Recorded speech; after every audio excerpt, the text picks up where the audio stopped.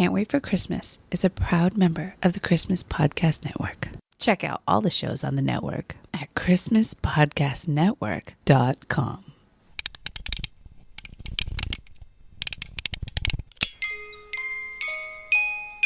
Hey, buddy, what you doing? Is it Christmas yet? No, sorry, not yet. I can't wait for Christmas. Yeah, I can't wait for Christmas either. In fact, let's celebrate now.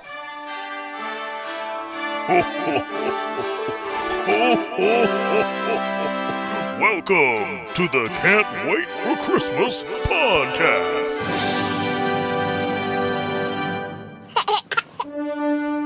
It's November 25th, 2020, and that means there's just 1 month left until Christmas.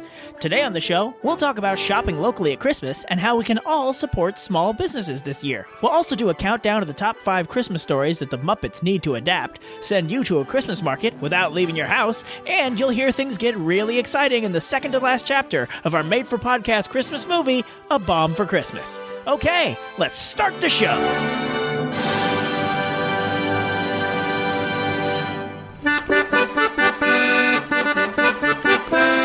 Welcome, Yule Believers. It is I, Tim Babb, reporting once again from the Christmas Cave.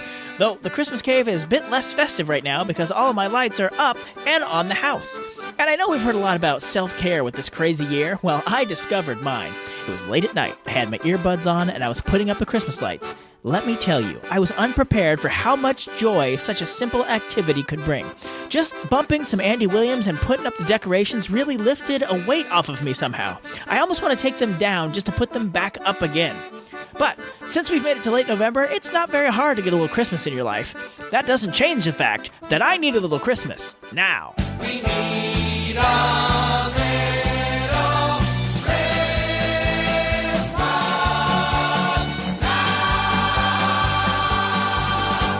So this Christmas Now tip is all about the now, because this is only happening for a few more days. It's the world's biggest virtual Christmas market.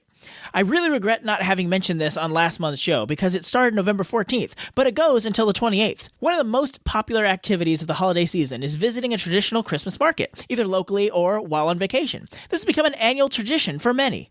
Sadly, this year, most markets and fairs have been postponed. Fortunately, 2 of the most popular online Christmas communities, Christmas Crazy and allthingschristmas.com, have brought the traditional Christmas market online and right into your home. We're talking live music and events like caroling, tree lighting, and chorus performances. Also, daily recipes featuring culinary traditions from around the world. And of course, all different kinds of vendors like clothing, toys, games, jewelry, and so much more. You can check it out at christmasmarket2020.com. And if you downloaded this after November 28th, don't worry. You can still go through and see all the vendors and the videos of the live entertainment on their Facebook page. Of course, I'll put the link in the show notes, but again, it's christmasmarket2020.com. Check them out, won't you? And now it's time for our countdown feature, 5 Golden Things. 5 golden things. Every November, I find an excuse to talk about the Muppets on this show. It's a tradition we've come to call Muppet-vember. The Muppets have created so much Christmas goodness over the years that I may never run out of things to talk about. But I have to admit, I might be getting greedy. Yes, the Muppets have given us their version of A Christmas Carol. The Sesame Street Gang gave us a Gift of the Magi adaptation. Even a dramatic reading of The Night Before Christmas in The Muppet Family Christmas. But I want more Muppet versions of classic Christmas content. So, this 5 Golden Things is a list of things I want the Muppets to adapt. Let's get started with... Number 5. It's a Wonderful Life. This one seems the most obvious to me. You have Kermit taking on the role of George Bailey. For some reason, Kermit feels like the Muppets would be better off without him, so his guardian angel shows up and shows what a world without Kermit would be like. Piggy would be Mary, Scooter would be Uncle Billy, Statler and Waldorf could be the Potter brothers, and of course, they should have Bert and Ernie play Bert and Ernie. Of course, every Muppet production needs a famous human guest star, and the guardian angel character is perfect for that. I say we get Tom Hanks to play Clarence. How great would that casting be? Telling me you're not envisioning this in your head and you don't want to see it. The only thing I can't nail down is the title. Maybe It's a Muppetful Life? I don't know. We can workshop that later. Number 4. White Christmas. This is one that seems tailor-made to be turned into a Muppet production. Bob and Phil would clearly be played by Kermit and Fozzie. Betty would then obviously be Miss Piggy, but I don't know who would play Judy. I don't know that Fozzie has a canonical love interest. Could be an opportunity for a human guest star. Someone get Anne Hathaway on the phone. Number 3. Santa Claus Conquers the Martians. Not exactly a Christmas classic, but certainly plenty of room to be improved with the Muppets. Gonzo and Rizzo would be the ones who get kidnapped with Santa. Then, the Jim Henson Creature Shop gets to create all new Muppets to be the Martians. We'll spend more time on Earth, where Kermit, Dr. Bunsen Honeydew, and Muppet Labs are trying to get to Mars to rescue Santa. Speaking of Santa, that's the obvious pick for a famous human guest star, and I say Chris Hemsworth. He's got the comedy chops, and he can just use his fat suit from Avengers Endgame. Number 2. Polar Express. This one is most in the spirit of other Muppet adaptations. Everything they've done has been based off not just another movie, but actually another book or work of literature. Your Muppet Christmas Carol, Muppet Treasure Island, Muppet Wizard of Oz, even Emmett Otter's Jug Band Christmas all started off as books.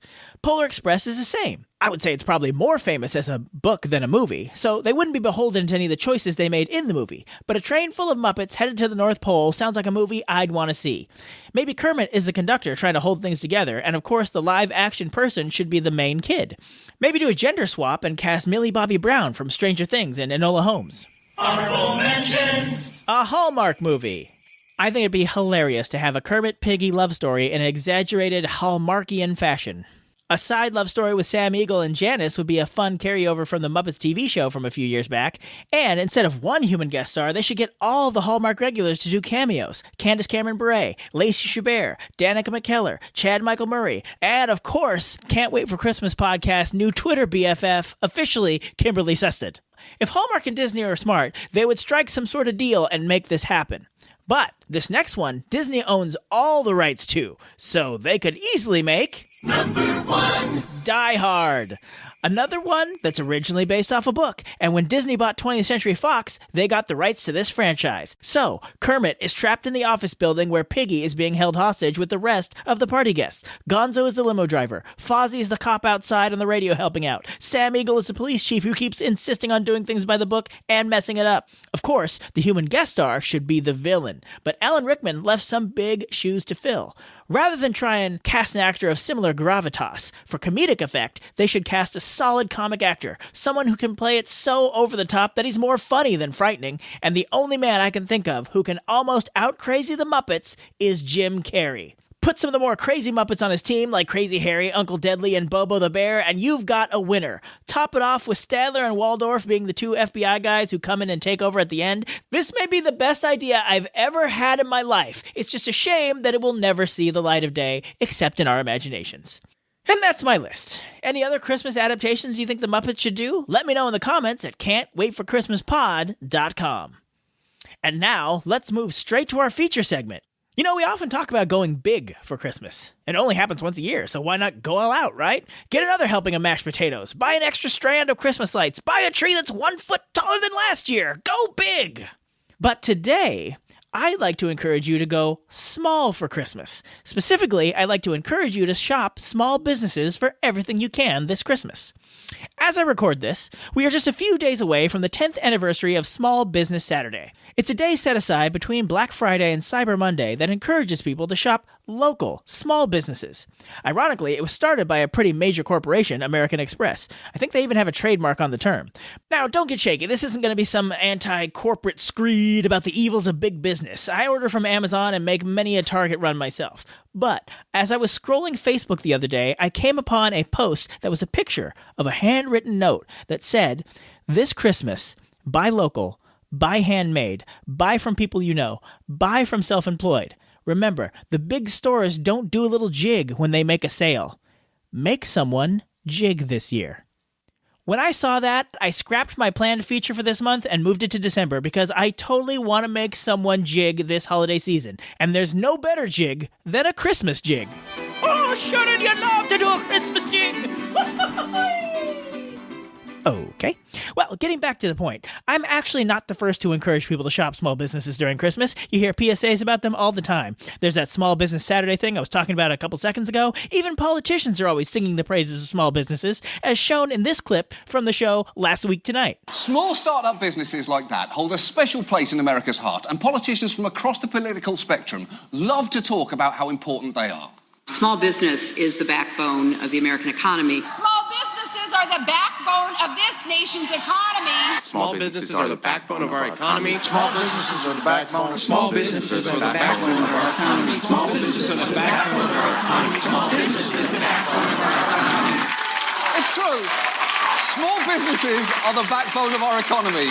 Is that rare thing that every politician agrees on. So what is it about small businesses that has captured everyone's interest? Well, 99.9% of businesses in the United States are small businesses. They create 1.5 million jobs a year. They are responsible for 64% of all new jobs every year. They are a major part of the global economy. Plus, when you spend your money at a local business, that money stays in your community.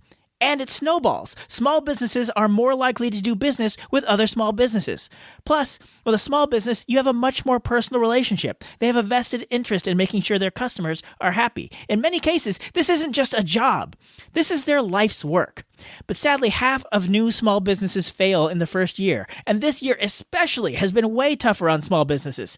70% of them have had to close due to coronavirus restrictions. Some have been able to reopen in a modified capacity. Some have moved to an online model, but about 1 in 7 had to shut their doors forever. The good news is we can help. Those of us who are lucky enough to be able to work from home can support our friends and neighbors who are struggling to keep their businesses afloat during a global pandemic. Fortunately, this is a popular idea. People want to support small businesses. A recent study says 60% of people plan to do the majority of their shopping with local retailers this year. And an even higher percentage do at least plan to do some shopping with local businesses this year. But what people need is ideas on how to go about it. That's where your friends at the Can't Wait for Christmas podcast come in. Our crack research team was successfully able to Google ways to support small businesses this year, and we found an article from Good Housekeeping called 7 Ways to Support Small Businesses This Year. And then we danced a Christmas jig. Hang on. We should go through the tips first. Oh, good point, Daddy. So, the first tip is to shop online early. Like I mentioned before, many small businesses have moved online, or some folks have started an online business. So if you're looking for something this year, take an extra bit of online searching time to see if a small business or if someone near you sells it. The next tip is reach out to your local store. Not everybody was able to make the switch to online this year, so give your local store a call. See if they have delivery options available or if they're open for socially distanced in-person shopping. I love ordering things online, but there's nothing that compares with going out and getting the thing you need that day. Next tip, buy gift cards. I know a few years back I did a feature on this show where I debated physical presents versus gift cards. But this year, I think the number one gift should be gift cards to local shops, restaurants, and whatnot. 2 reasons. 1, it's a great way to get money to those businesses right now. 2, it'll be great to use these once we've got this virus under control and we can go back out there and fully enjoy our cities and towns. So even if your favorite place isn't open right now, maybe it's an entertainment venue, call them, find out if there's a way you can get a gift card for a future show or performance or whatever, and then give that as a gift this year. Their next tip is to use takeaway services. Now, this applies to local restaurants and bars. I know I love a good breakfast crunch wrap from Taco Bell, but I try to make it a point to switch it up when I order food. That way I'm spreading the love to all the restaurants around here. I found a new cafe that really appreciated my face mask, so much they gave me a free iced tea.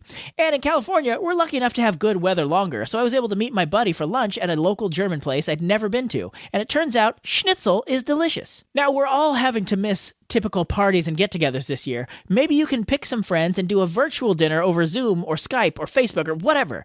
You both get takeaway separately, delivered to your house from a local place near you. Then you set up a video call and you guys can eat and chat about what you're eating. My wife and her friends did a virtual wine tasting the other night from one of our local wineries. They sent each of the ladies a box of Widow wine bottles, and they all got in the video call with an expert from the winery who walked them through the tasting process. In these times, you might have to think outside the box, but it can be well worth it. Which leads me to my next tip, take online classes. By the way, if you're following along with the Good Housekeeping article I linked in the show notes, you may notice I'm going out of order. That's how I roll, son. I go rogue. Good Housekeeping may know how to make a lovely magazine, but they don't know how to do a comedy Christmas podcast. Anyway, online classes. As someone who sees both sides of distance learning on display in his home every day, I know the prospect of more online classes may not sound appealing at first blush, but if your local gym had to close, they might be offering online workouts. If there's a fitness nut on your list this year, maybe you can sign them up for one.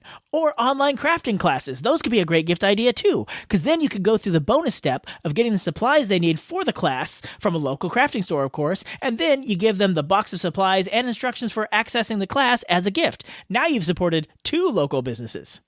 Another tip is shopping virtual markets. Now, I would like to pretend that this was intentional synergy with my Need a Little Christmas Now tip about Christmas Market 2020 I mentioned at the top of the show, but it really is a coincidence. I truly meant to cover them in the last episode, but the section of their website that talks about their vendors is definitely appropriate here. They say, so many small, handmade, and family-owned businesses usually rely on local fairs and events for their seasonal sales. They may be struggling this holiday season, so do your Christmas shopping at the virtual Christmas Market 2020 and #ShopSmall.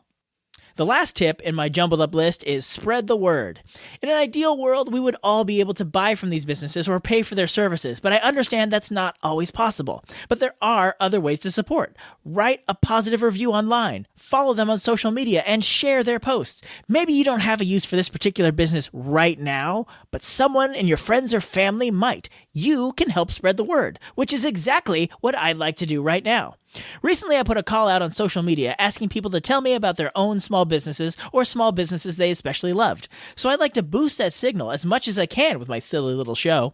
But hopefully, one or more of these businesses is near you or maybe near someone you know. It can't hurt to spread the word. And selfishly, I'm going to start with my favorite small business, Rooster Teeth Feathers Comedy Club in Sunnyvale, California.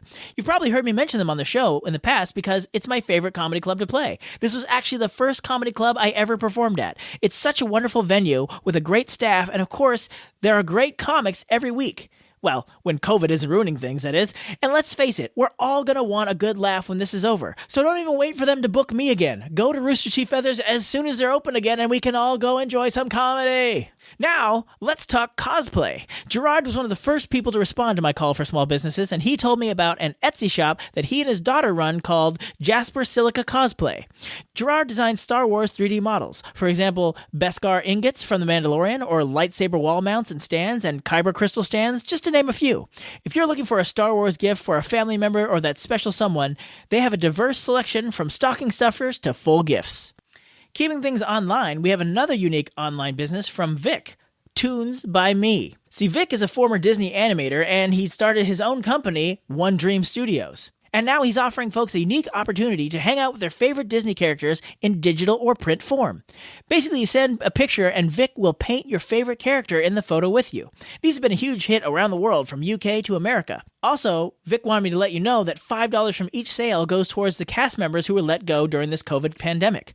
They've already donated $100 to a cast member and are hoping to do another giveaway like that for Thanksgiving and Christmas. Now, Brian, inventor of the Linus test, had a business he wanted to highlight. He says, there's a local small business up here in Washington that I'd love to boost. Retro Emporium Kent in Kent, Washington. This is owned by people who are absolutely dedicated to preserving your childhood memories from the 80s and 90s and bringing it to you without doing any price gouging.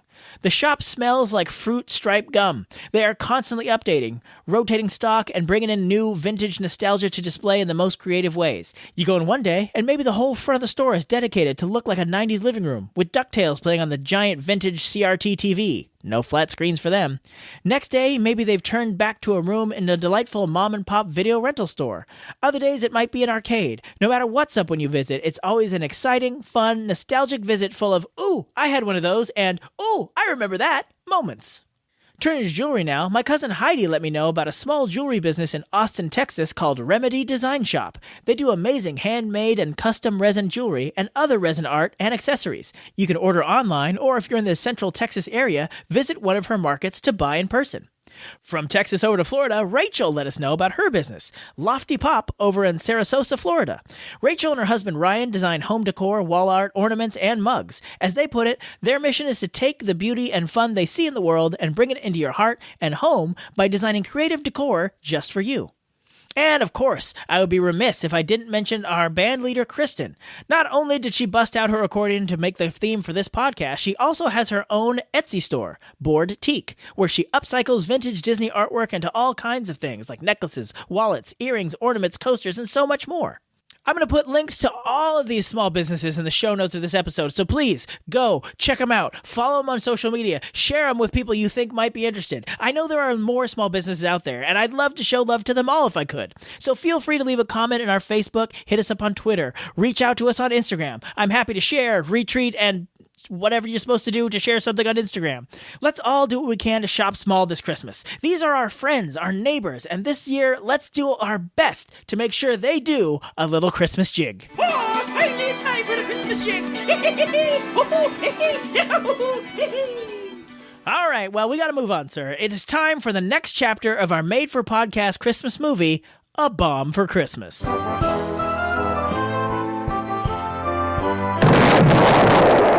So if this is the first episode of the Can't Wait for Christmas podcast you're listening to this year, first of all, welcome and thank you. But second, you may want to skip ahead about 15, 16 minutes. You see, at the beginning of this year, I had a crazy idea to combine the plots of Die Hard and a Hallmark Christmas movie into a hybrid movie that was somehow neither of those things and both of them at the same time. I asked the listeners to be my cast, and all year we've been telling this story one act at a time. But there have actually been some unexpected twists and turns along the way, so you shouldn't jump in here for the second to last chapter. You can either go back to our April episode and catch up from the beginning, or you can wait till December 10th, when I will release the entire story as one episode. Wait, you're gonna do what? Hang on, more about that later. But right now, let's get back to Alana, who has McCringleberry trapped in that hotel room as we resume A Bomb for Christmas. Interior, McCringleberry's hotel room, day. Alana paces slowly around the room, pointing a gun at the stunned Joe McCringleberry. Whoa! What's with the gun, Alana? The gun is just to make sure I have your complete attention. Now, I know how much you love signing autographs for your fans, so you can sign this for me. Alana slaps a piece of paper down on the hotel desk. Joe reads it quickly. What is this? It's the deed to your ill-gotten restaurant, and you're gonna sign it over to me. Why would I do that? Because you don't deserve it. Now sign it. This is crazy. Besides, I couldn't even sign over if I wanted to. I'm only part owner. Not anymore. Bobby got a little early Christmas present, a face full of explosives. There is a knock at the door. Joe, it's me, Bobby. I think you're in danger. You gotta open up. It's not possible. Holly crashes through the window, knocking Alana off her feet. Anything's possible at Christmas. Holly grabs Joe. Come on, we gotta get you out of here. Holly takes Joe to the hotel room door and opens it to find Bobby on the other side. Just as they are all about to leave, a bullet hits the door frame just inches from Joe's head. They all turn to see Alana leveling a gun at them. Don't move, or I assure you the next shot won't miss. Exterior, Port Caldwell Main Square, day. Hordes of people are crowded in the square. George and Betty are in the middle of the crowd, looking a bit lost. Can't believe how many people there are. I think the vendors are going to be overwhelmed if we don't do something. What can we do? Tell them to go home? They came to see McCringleberry do the tree lighting. Maybe we can go early? But it's not dark enough yet. The sun is just barely starting to set. What are we supposed to do with this mob until then? The children! Yes, I know you were looking forward to see the children perform tonight, but we've got bigger problems right now. No, George. The children are the solution to our problem. What do you mean? We get the kids up there, and it will give everyone something to focus on until the tree lighting. There is nothing as pure as a child's love for Christmas. If we put those kids on the stage, they will spread their joy through this whole unruly crowd. You think it'll work? I guarantee it. It's worth a shot. Come on. Betty takes George over to where Patrick, a 6-year-old little boy, is standing. Hey, Patrick. Hi, Betty. Merry Christmas. Merry Christmas. Listen, where's the rest of the children's choir? We're all in this area because the teacher said we might be asked to go on before the tree lighting. Can you gather everyone up? Because you are definitely going to go on before the tree lighting. Yay! Okay, run along. Patrick runs off to gather up the choir. You really think this will work? Trust me. Interior, McCringleberry's hotel room, day. Alana holds a gun on Holly, Bobby, and Joe. How did you survive the bomb at the festival office? Really? big suspicious Christmas present in the middle of an otherwise empty room. Didn't think I'd piece that together. Can someone tell me what's going on? I'm taking back what's rightfully mine. Rightfully? There's nothing rightful about any of this. You see, Joe, Alana here used to own a restaurant, a little Russian place not too far from the 14th precinct called the Russian Kitchen.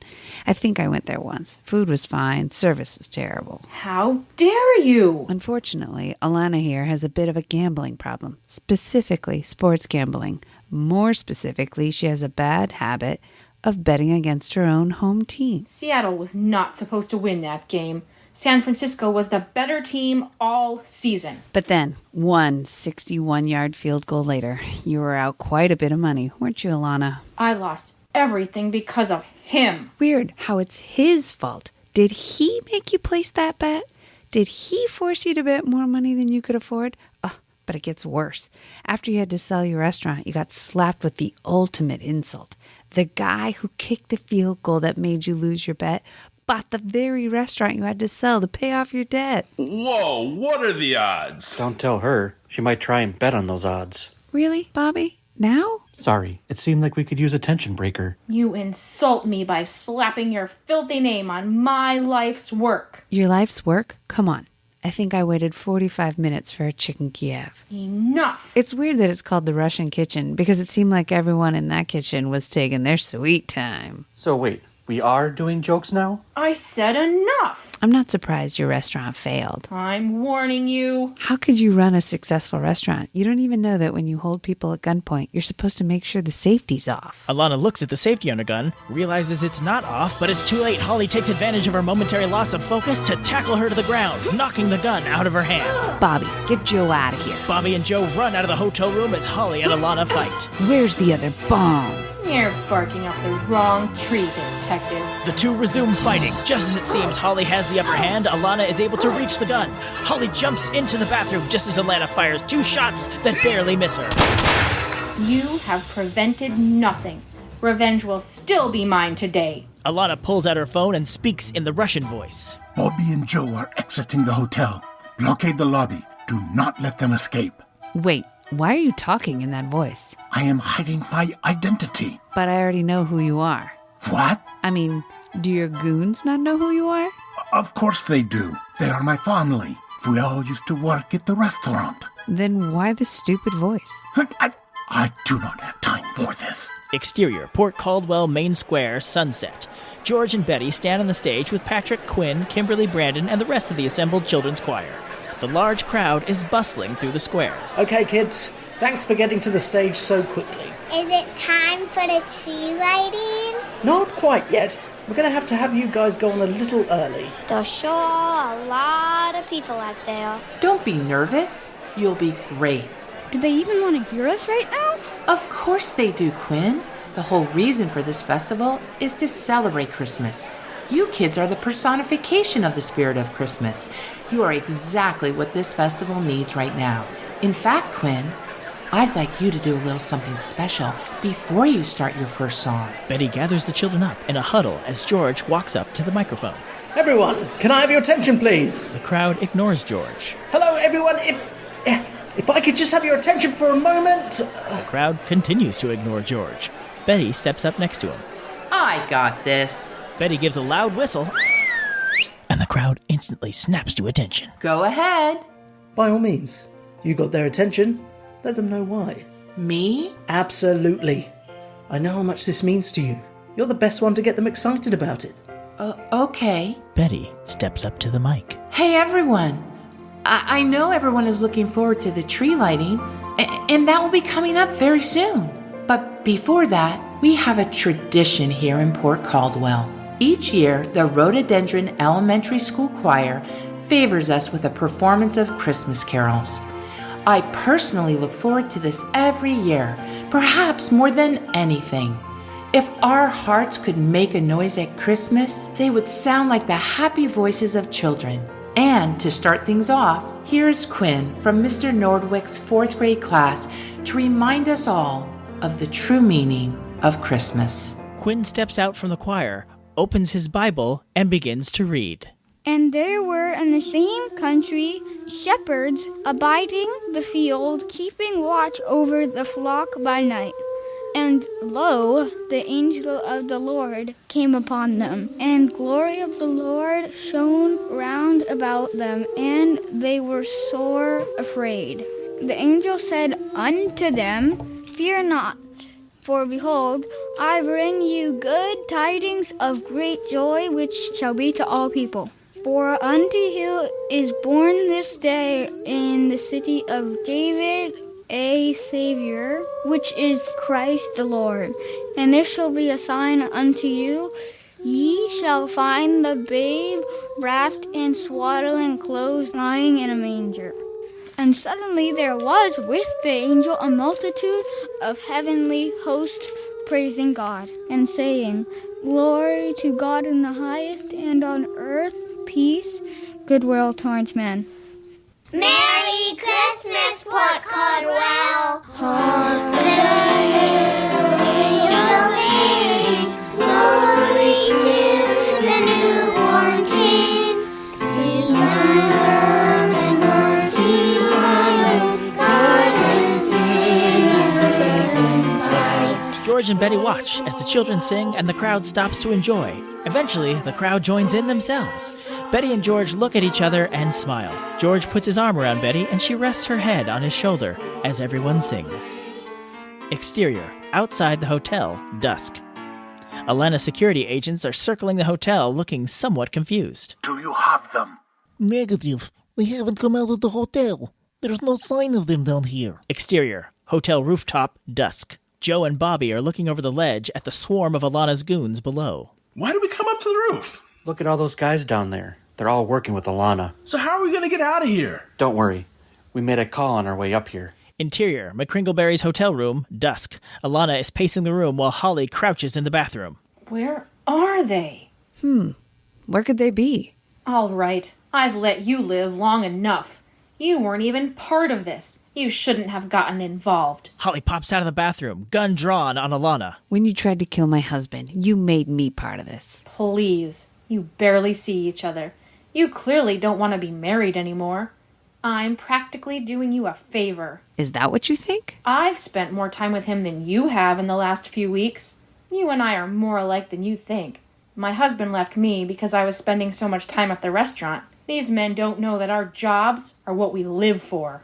No, Alana. Our jobs are what we do. Love is what we live for. If there's anything this insane Christmas Eve has shown me, it's how important love is. Maybe I don't spend as much time with my husband as I'd like, but the love is still there. He knows how important my job is to me, just like I know how important the sports bar is to him.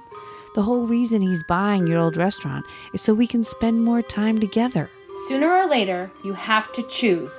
Either the relationship or the job. If it's true love, they won't make you choose. Well, none of that matters, because none of you are leaving this hotel alive. We'll see. The sound of a helicopter can be heard outside.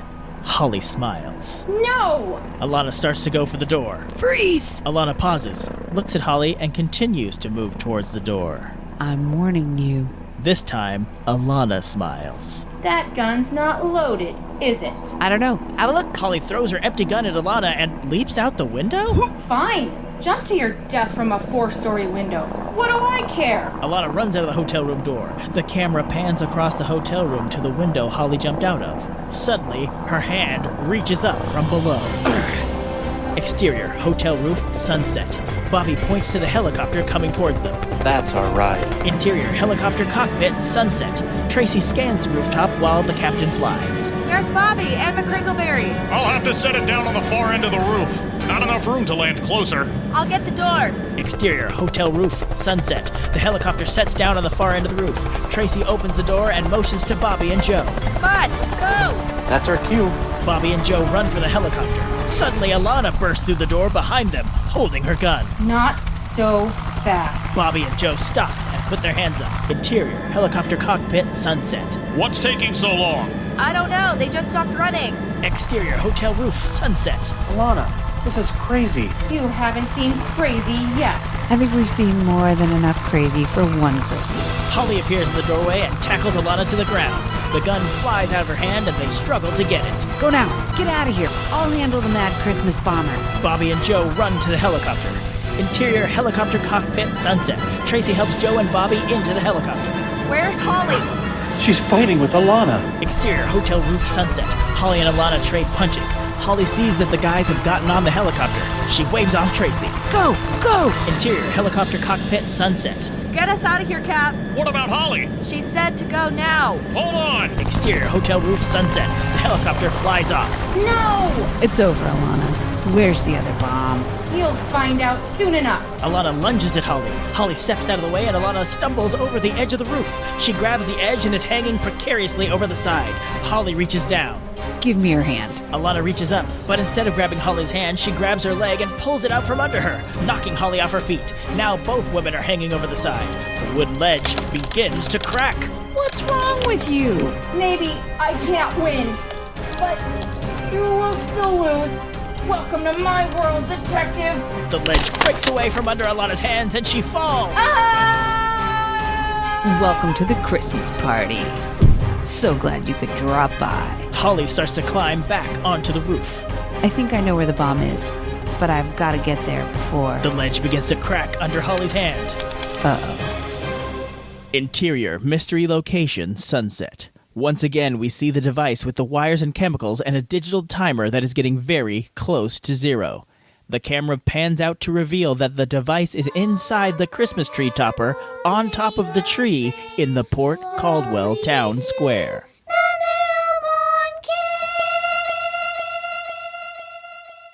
End Act 3. Cut to commercial. This section of A Bomb for Christmas featured music from Kevin MacLeod and sounds from various sources, all licensed under Creative Commons by Attribution 3.0 license. For more information, check the show notes of this episode. Woo! That was a long one, but we had a lot to pack in. Many shout-outs. Thank you to Trish, who does Betty, and who was saddled with the most overly sentimental dialogue, but made it work. Also, thanks to Edward, who played George, whose cat ruined his takes multiple times, so he had to keep starting over. Of course, I gotta say thanks to Mike Westfall and Kristen as Captain and Tracy respectively, who had to awkwardly shout over a helicopter that was not there when you're recording. It's like early Thanksgiving. I'm giving thanks to Brendan as Bobby, who gets saddled with all the silly quips that I would say if I were in these situations, but he managed to make them way less cheesy when he does it. Thanks to my buddy Noah as Joe McCringleberry, who, if you go back and listen, is just constantly asking other characters what's going on. And, as they say in the movie business, that is a picture wrap on Emily and Jeffrey as Alana and her Russian voice. Thank you for being so willing to play in our goofy reindeer games. Sadly, we won't be hearing from you again. Or will we? And speaking of Emily, shout out to her for coaching her kids, Penny and Griffin, to play Kimberly and Brandon. Not only that, they had to coordinate singing in a choir when they couldn't hear the other kids. And I know how tough that is, because this time, my boys, James and Michael, got into the action as Patrick and Quinn.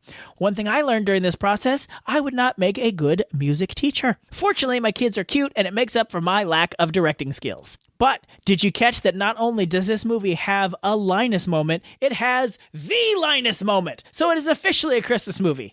And last but not least, I have to shout out my lovely wife, Danelle, who plays Holly and had to record twice because I forgot to highlight all of her lines the first time around. Thank you to all the cast, and we'll leave you on that literal cliffhanger until next time. But you don't have to wait a whole month. The next episode will feature the full movie, all 8 acts in one easy piece, and is dropping on December 10th. So keep watching your feed for the epic conclusion of A Bomb for Christmas. And that's our show. Be sure to take advantage of the world's biggest virtual Christmas market before it's over there at ChristmasMarket2020.com. Check out our show notes for all the small businesses we mentioned today, and while you're there, share your favorite local and small businesses. Like I said before, we'll be back with the full A Bomb for Christmas from beginning to end on December 10th, but keep watching your feed. There may be a surprise in there before then. Who knows? I don't know. I should know. I'm the guy who runs the show. But anyway, have a safe and happy Thanksgiving. Don't forget Small Business Saturday, and until next time, Yule Believers, keep laughing all the way. And that was Christmas 1983. Actually, Dad, it's 2020. Oh. Thank you for listening to another episode of the Can't Wait for Christmas podcast. If you like what you hear, please subscribe to us on Apple Podcasts, Spotify, Stitcher, Google Play, or wherever you get your podcasts. Remember, if you leave us a review on Apple Podcasts, aka iTunes, and email us about it at christmas@tancast.com, we'll send you a free Can't Wait for Christmas sticker. If you'd like to see the show notes or leave a comment on this or any other episodes, you can go to our official website, can'twaitforchristmaspod.com. While you're there, you'll find a link to our official Zazzle store, where you can grab customizable t-shirts, ornaments, stickers, and all sorts of other Christmas-themed items all year long. We'd love to connect with you on social media. On Facebook and Instagram, we are Can't Wait for Christmas Pod. And on Twitter, we are @ChristmasPod. We Wish You a Merry Christmas was performed by the United States Marine Corps Band, and this amazing version of Jingle Bells on the accordion was performed by the wonderful and talented Christian Nowicki. All other music and sounds used in this episode are the properties of their individual copyright holders, and they are used for purposes of commentary and review. No infringement is intended. Okay, boys, did I forget anything? God bless us, everyone. Merry Christmas!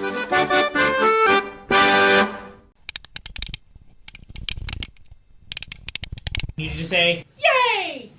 Yay! Candy, candy. Nope, nothing about candy. Can I have you back off the mic a little bit? Perfect outtake. Yes. Can I have you back off a little bit and then say, yay! Yay! Candy, candy.